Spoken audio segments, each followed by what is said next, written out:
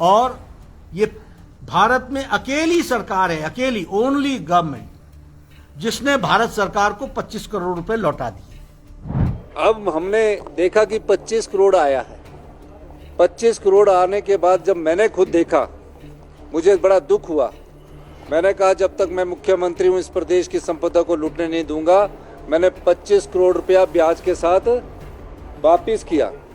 इनको अपने medical device park, जब मैं स्वास्थ्य मंत्री पहली बार था तब मैंने इनको दिया था 100 करोड़ रुपए का। 25 करोड़ रुपए इनको हमने रिलीज किए और ये भारत में अकेली सरकार है, अकेली ओनली गवर्नमेंट, जिसने भारत सरकार को 25 करोड़ रुपए लौटा दिए। ये कह कर कि हमसे नहीं बनता। 100 करोड़ हमने देने हैं, 25 करोड़ हमने रिलीज कर दिए, इन्होंने इन राइटिंग वापस कर दिया। अब आप बताइए, बद्दी में इतना बड़ा मेडिकल डिवाइस पार्क चाहिए था कि नहीं चाहिए था? अगर यहां का स्वास्थ्य मंत्री उस समय मैं था और मैंने अगर ये प्रयास करके आदरणीय मोदी जी से ये आशीर्वाद आपको दिलाया, तो आपकी चिट्ठी दे जाती है और वो कहती है कि हमें नहीं चाहिए। जेपी नड्डा भी बड़े आरोप लगा रहे हैं। हाँ, जेपी नड्डा जी को ये पूछना चाहिए कि जिस मेडिकल डिवाइस पार्क की आप बात करते हैं उसमें जयराम सरकार जी थी, डबल इंजन की सरकार थी, और डबल इंजन की सरकार ने प्रदेश की संपदा को कैसे लूटा और हम कैसे बचा रहे। 1500 बीघे जगह मेडिकल डिवाइस पार्क के लिए 12 लाख रुपए में दे दी गई। यानी कि जो मेडिकल डिवाइस पार्क 300 एकड़ 3000 करनाल 1500 बीघे में बनना था, उसमें ये कंडीशन थी कि जो उद्योगपति आएंगे उन्हें 1 रुपये स्क्वायर मीटर के हिसाब से जगह दी जाएगी। तो हमने कैलकुलेशन की तो 1500 बीघे में अगर 12 लाख में देना है तो ये प्रदेश की संपदा को लुटाना नहीं है, ये प्रदेश की संपदा को लुटाना है। फिर उसके बाद किसी ने उद्योग लगा दिया, उसको 10 साल तक बिजली 3 रुपये पर यूनिट के साथ से दी जाएगी और हम बिजली अक्टूबर से मार्च में 6 और 7 रुपये के हिसाब से खरीदते हैं।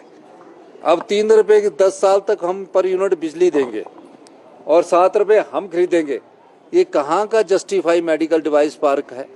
उसके अलावा जो पानी है उसमें 10 साल तक कोई बिल नहीं लेंगे और जो उनके गोदाम बनाने हैं वो हिमाचल प्रदेश की सरकार बनाएगी।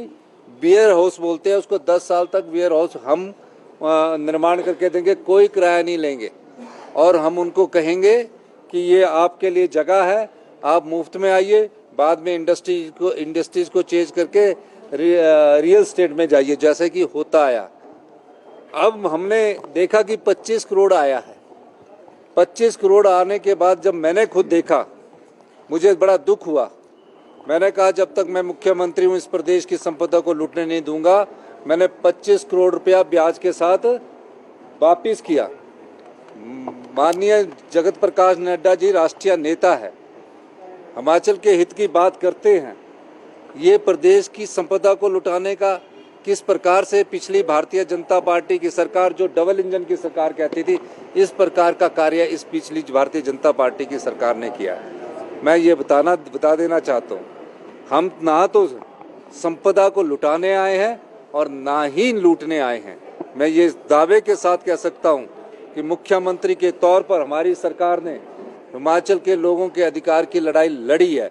वो अधिकार की लड़ाई हम क्यों लड़ रहे हैं? सरकार आती है, सरकार चली जाती है, लेकिन हिमाचल की जनता को कल्याण तब होगा जब हम अपनी संपदा का सही इस्तेमाल करेंगे।